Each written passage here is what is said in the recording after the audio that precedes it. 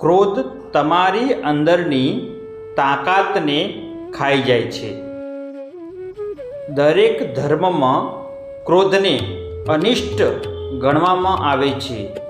ક્રોધ માનવ સ્વભાવનું એક લક્ષણ છે.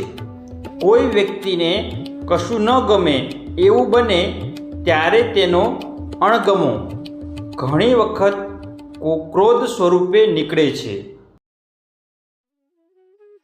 આ જગતમાં આપણી આસપાસ રોજ એટલું બધું બને છે કે એમનું ઘણું આપણને ન ગમે. કોઈની વ્યવસ્થા આપણને અકળાવે, કોઈની વાણી અકળાવે, કોઈની રીતભાત અકળાવે તો કોઈનું વર્તન અકળાવે.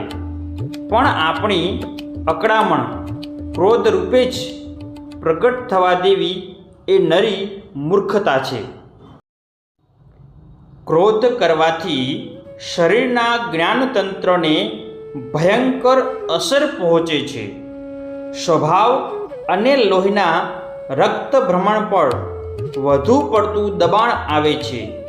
પરિણામે કાર્યશક્તિ અને સ્મરણ શક્તિ ઘટે છે. વળી ક્રોધ કરનાર વ્યક્તિને કોઈનો પ્રેમ મળતો નથી અને એકલો પડી જાય છે. પરિણામે માણસની અંદરની તાકાત ખવાઈ જાય છે. ક્રોધ ન કરવો એ હિતાવહ છે.